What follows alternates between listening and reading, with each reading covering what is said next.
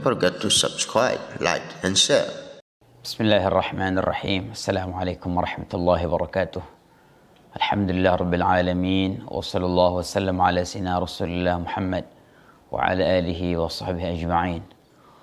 Subhanaka la ilma lana illa ma 'allamtana innaka antal alimul hakim wa tub 'alaina innaka antat tawwabur rahim. Para jamaah ikhwah fillah rahimakumullah. Alhamdulillah, maka tugas pertama bagi seorang muslim adalah dia kembali memperbaiki, memperbaharui ilaqah dia ma'al Quran, hubungan dia dengan Al-Quran. Para ikhwah fillah rahimakumullah, insyaallah pada kita akan belajar untuk mentadaburi firman-firman Allah Subhanahu wa taala. Kita untuk memudahkan, kita akan membuat kajian kita setiap pagi per juz.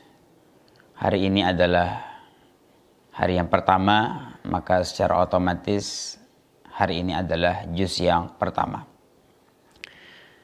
Dan semoga Allah Subhanahu wa taala memberikan kekuatan, kesehatan kepada saya pribadi dan semua para ikhwah akhwat. Maka sebelum kita mulai kajian kita tentang tadabbur Al-Quran, maka saya sangat menyarankan pada semua kita untuk memegang Al-Quran. Karena pengajian kita ini tidak akan kita baca 1, 2, 3 ayat, tetapi per juz. Jadi mungkin nanti saya katakan halaman segini, ya, dipindah halamannya. Maka kalau para hadirin tidak mengikuti dengan Al-Quran, maka kemanfaatan yang kita dapatkan sangat sedikit sekali. Kemudian yang kedua, saya menyarankan Al-Quran yang kita gunakan adalah Quran atau Mushaf Al-Madinah, yaitu mushaf yang memiliki 15 baris, ya, 15 baris. Ya, ada sebagian Al-Quran kita yang cetakan Indonesia itu biasanya tidak 15 baris, ada yang 18, ada yang 17. Jadi untuk memudahkan, saya sangat menyarankan para hadirin, para ikhwah akhwat untuk menggunakan mushaf Al-Madinah yang 15 baris. Tafadhal. Kalau kawan-kawan belum sempat mengambil Quran, dipersilahkan.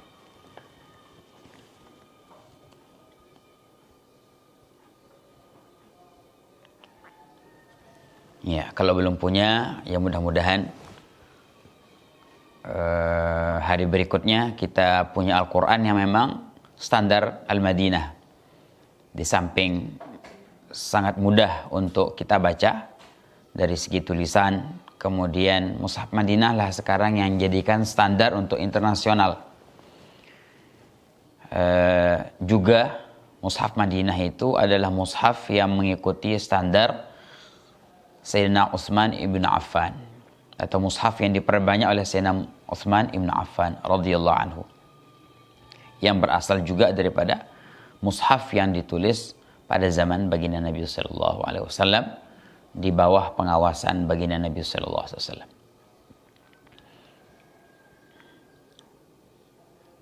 Nah,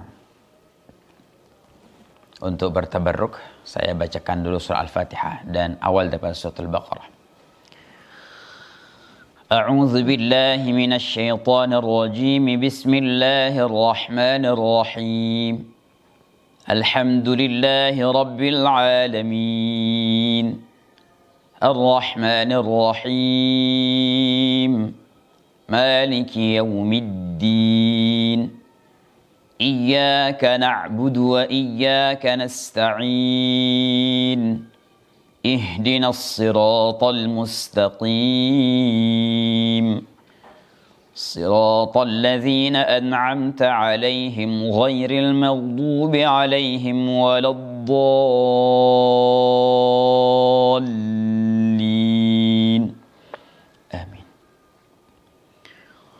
Bismillahirrahmanirrahim. Alif Lam Mim. Dzalikal kitabu la raiba fihi hudan lil muttaqin. Alladzina yu'minuna bil ghaibi wa yuqimuna as-salata wa mimma razaqnahum yunfiqun.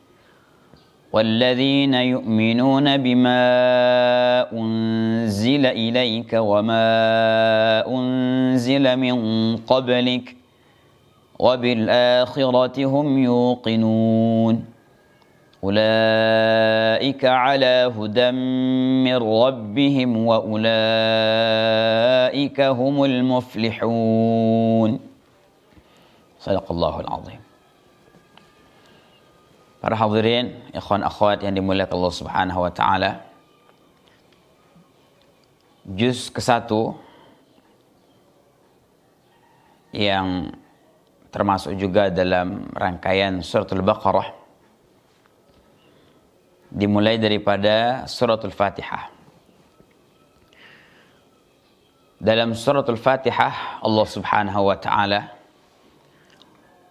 ingin mengenalkan sifatnya, zatnya kepada hambanya.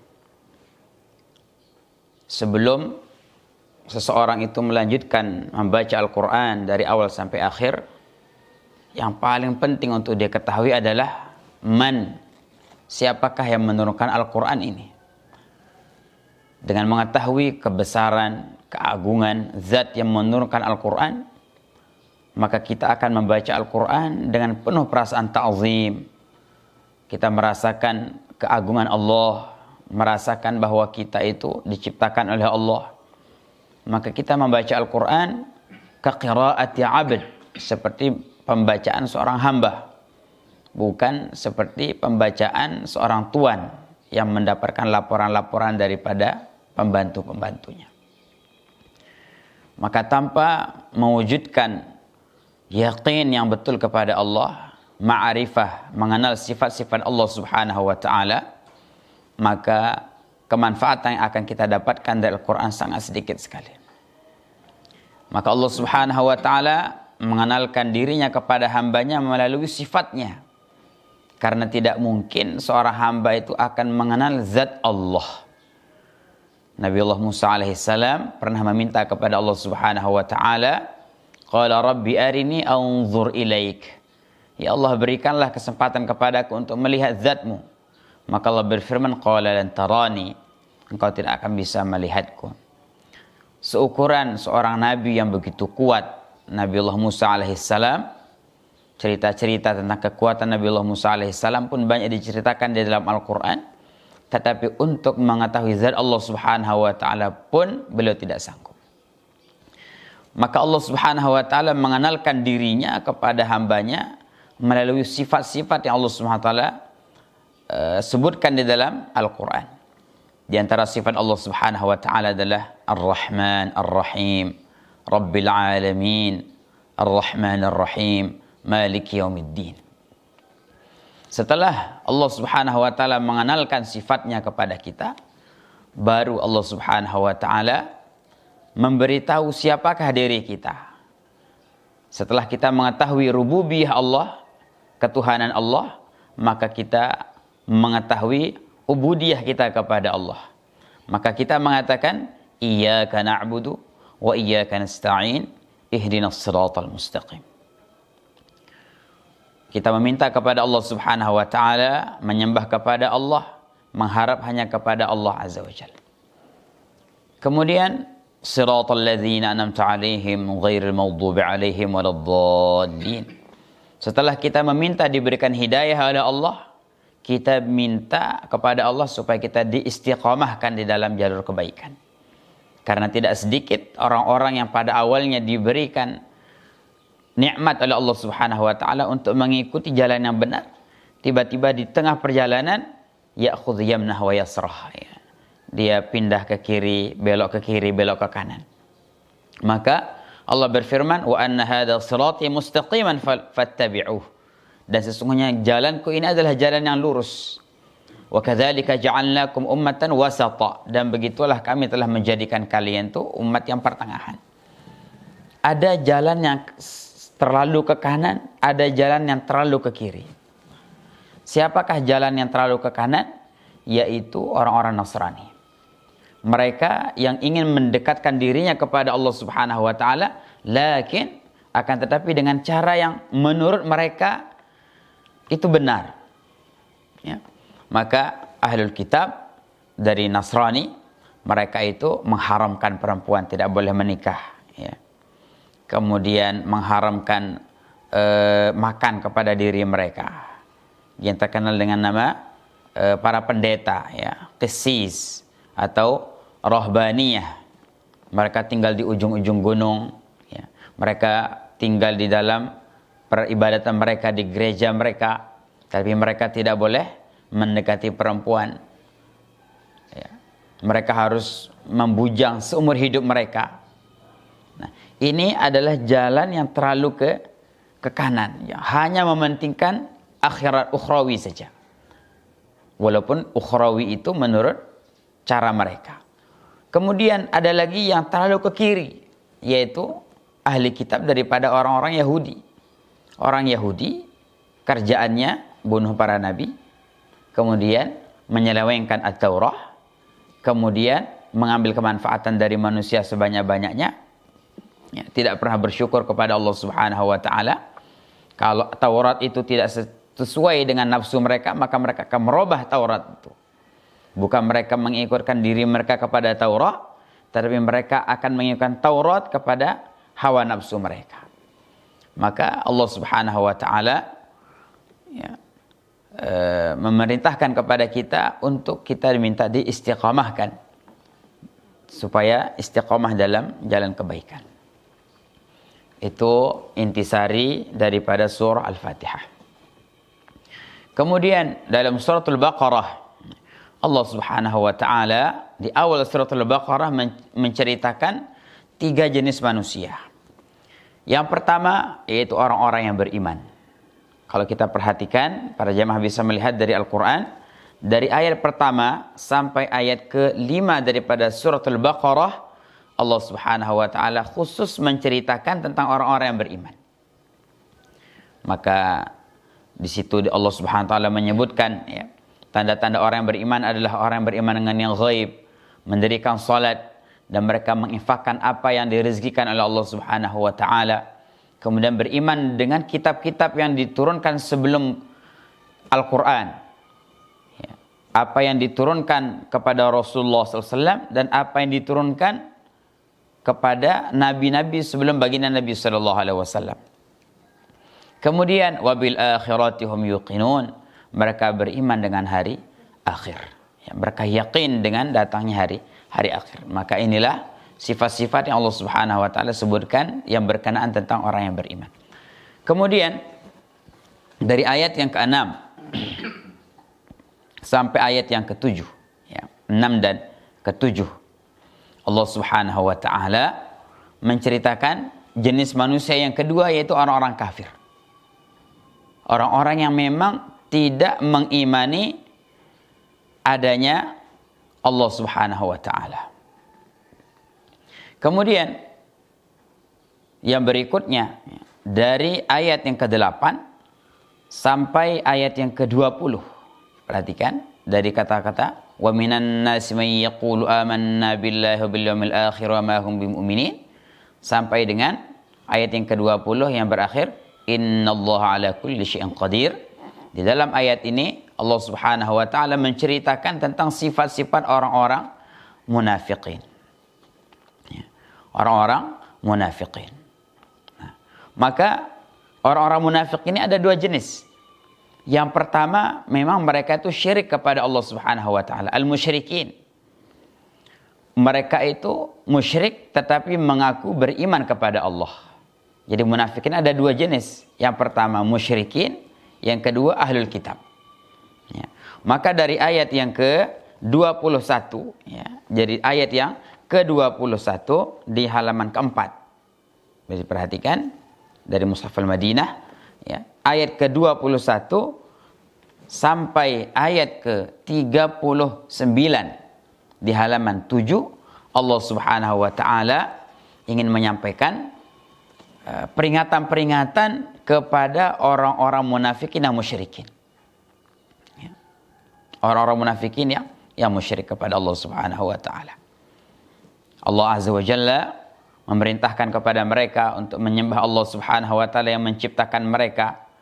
Kemudian Allah Subhanahu wa taala menyebutkan nikmat-nikmatnya. Allah menjadikan langit itu sebagai atapnya. Kemudian menjadikan bumi sebagai hamparannya. Allah Subhanahu wa taala juga menurunkan hujan daripada langit. Maka dengan hujan itu Allah Subhanahu wa taala mengeluarkan tumbuhan-tumbuhan.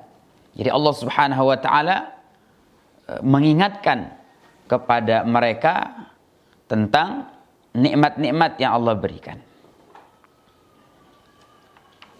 Nah, maka di dalam halaman yang kelima, ya, kita perhatikan, Allah berfirman ayat ke-29, Huwallazi khalaqalakum ma fil ardi jami'an thumma istawa ila as-sama'i fasawwahunna sab'a samawat wa huwa bikulli syai'in alim.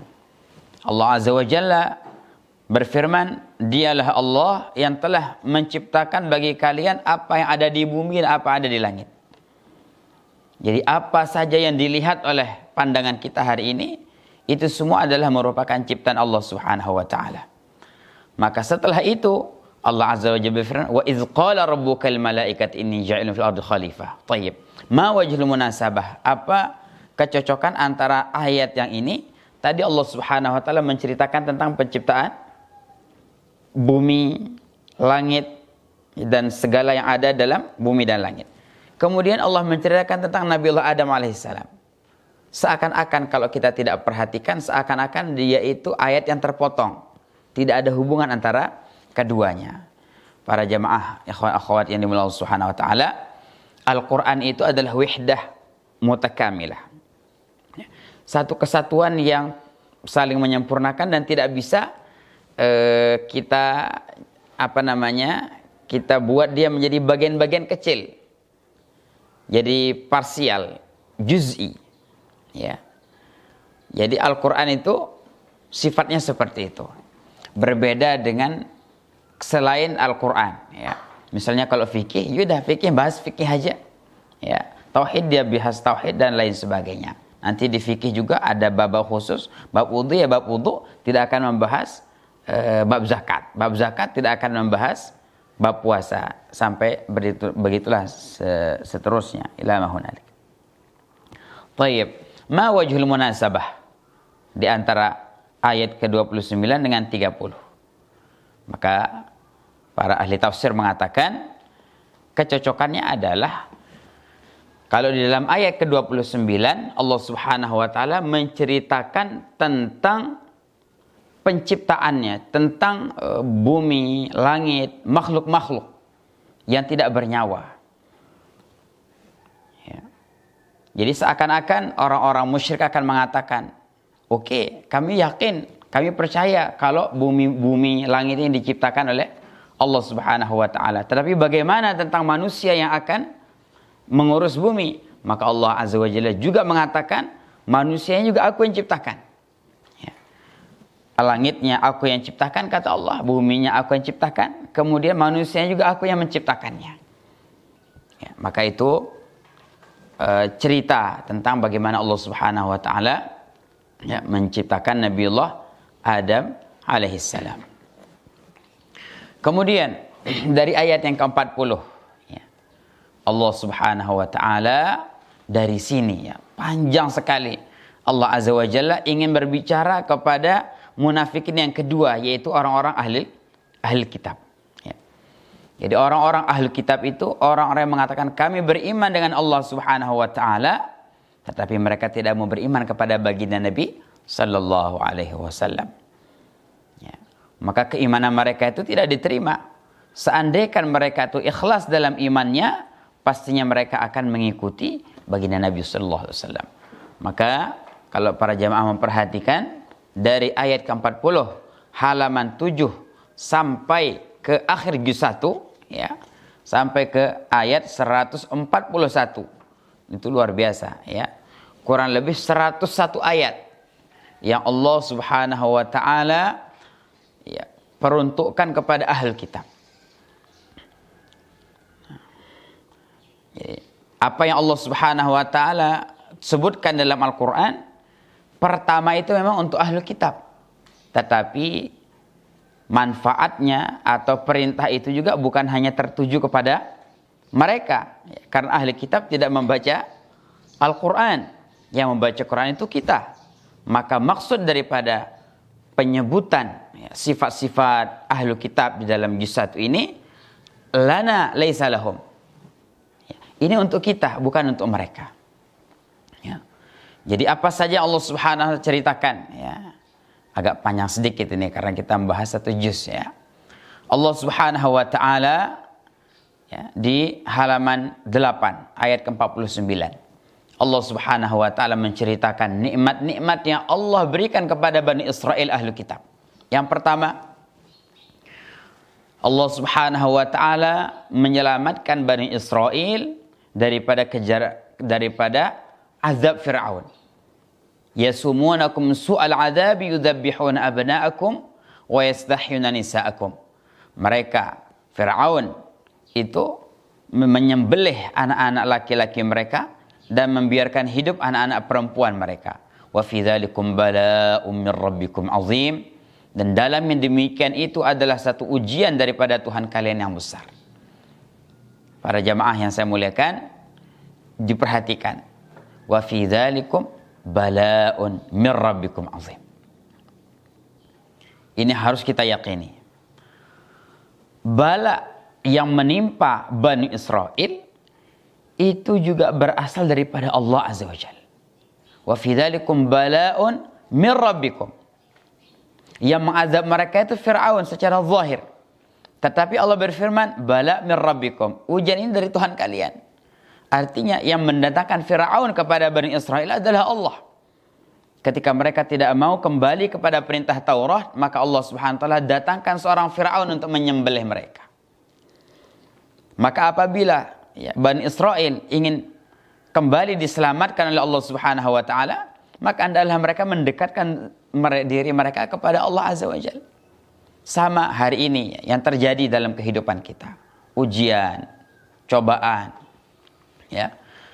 Baik itu zahir, batin, berupa penyakit, kemiskinan, kelaparan, ketakutan. Itu kuncinya satu, wa fi dzalikum bala'um min rabbikum azim. Ya. Wa fi dzalikum bala'um min rabbikum azim. Allah Subhanahu wa taala memberikan ujian-ujian kepada hambanya. Wa ma rabbuka bidzallamin lil 'abid.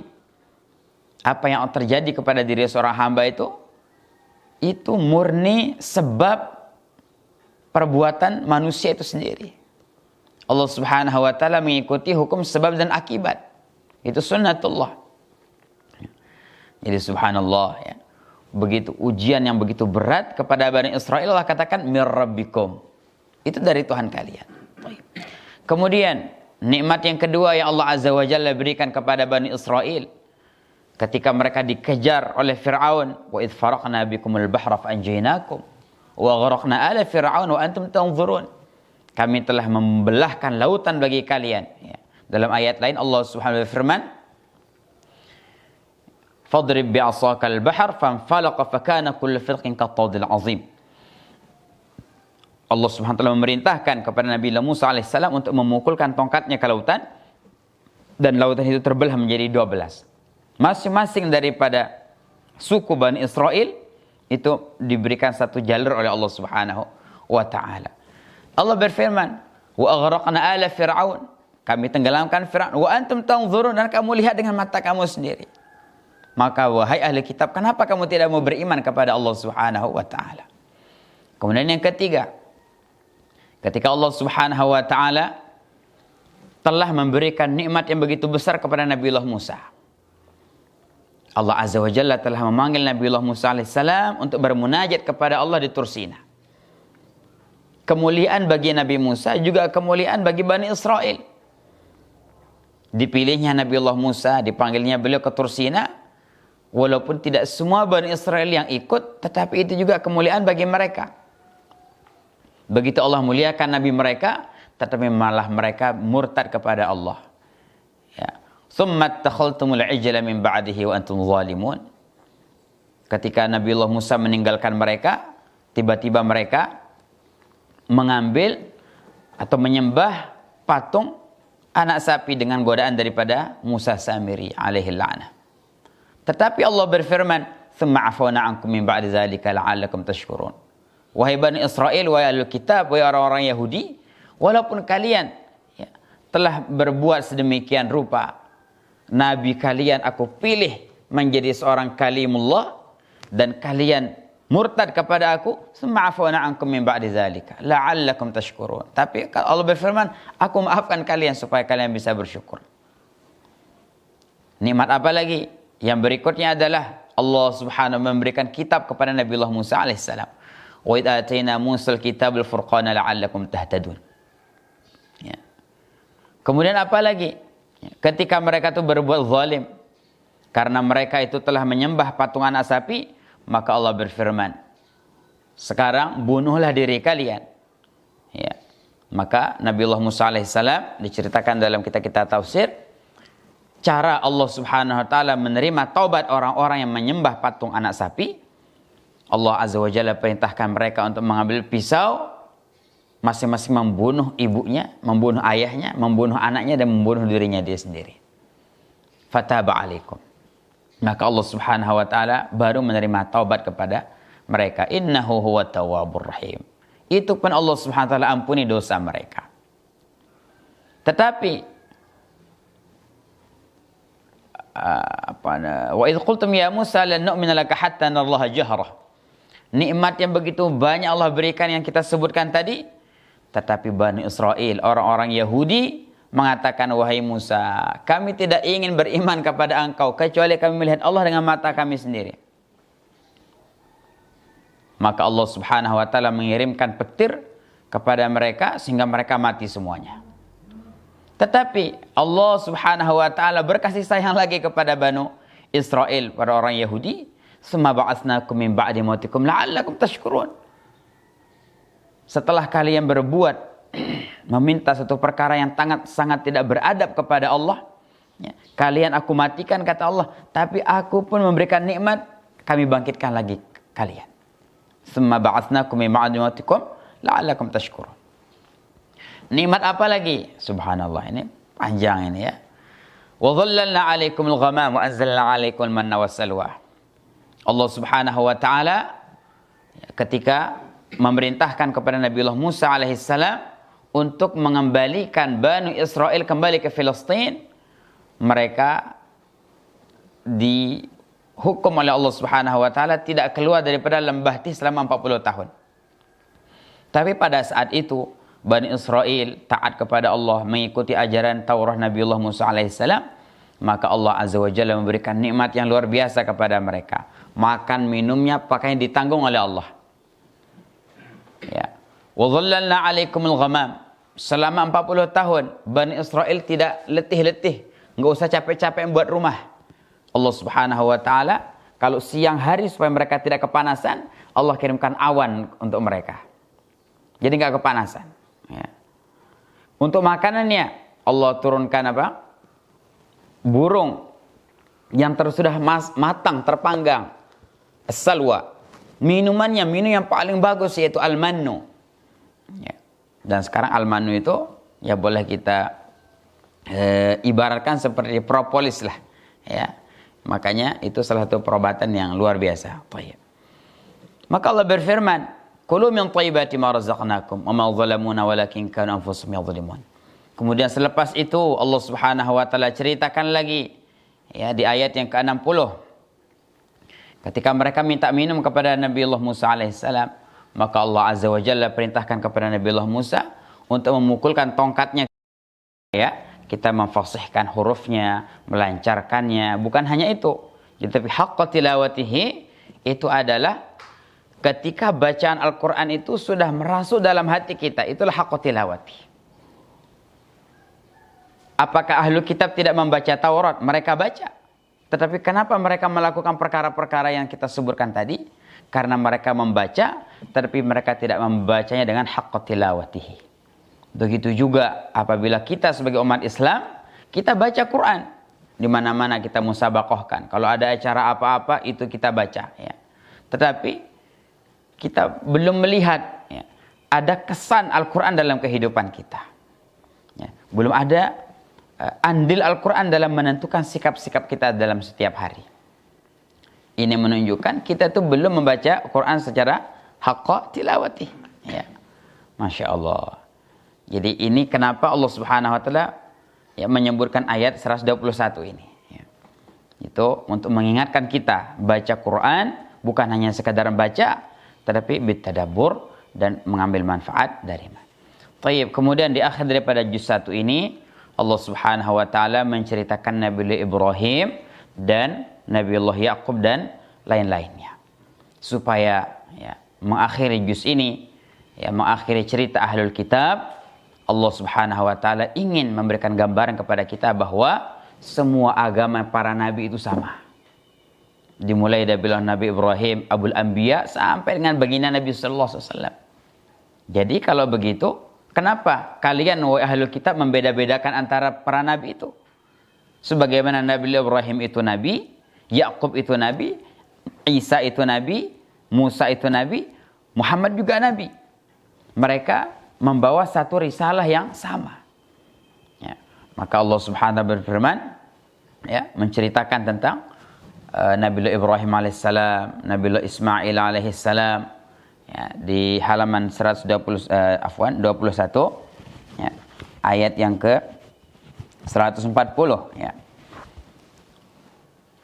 Allah berfirman, am taquluna inna Ibrahim wa Ismail wa Ishaq wa Yaqub wal asbat kanu hudan aw nasara qul a antum a'lamu amillah. Apakah kalian mengatakan Nabi Ibrahim, Ismail, Ishaq, Yaqub dan keturunannya itu Yahudi atau Nasara? Qul a antum a'lamu amillah. Katakan wahai Muhammad, kamu yang lebih tahu apa Allah yang lebih tahu? Jadi Allah Subhanahu wa taala memberikan teguran keras kepada Ahlul Kitab ketika mereka mengingkari nubuwah kenabian baginda Nabi sallallahu alaihi wasallam. Allah berfirman, "Wa mallahu bighafilin amma ta'malun." Dan tidaklah Allah Subhanahu wa taala zat yang lalai dari apa yang kalian lakukan. Para hadirin, ikhwah akhwat yang dimuliakan oleh Allah, nah inilah sedikit daripada intisari daripada juz 1. Semoga Allah Subhanahu wa taala ya memberikan kekuatan kepada kita untuk haqqo tilawati itu ya. Intinya di haqqo tilawati. Jadi dari awal sampai akhir kalau kita membaca Quran dengan haqqo tilawah, maka sifat-sifat orang-orang Yahudi tidak bersyukur kepada Allah, menyelewengkan Alkitab, insyaallah tidak akan terjadi dalam kehidupan kita. Aqulu qali hadza wa astaghfirullah. Wassalamualaikum warahmatullahi wabarakatuh.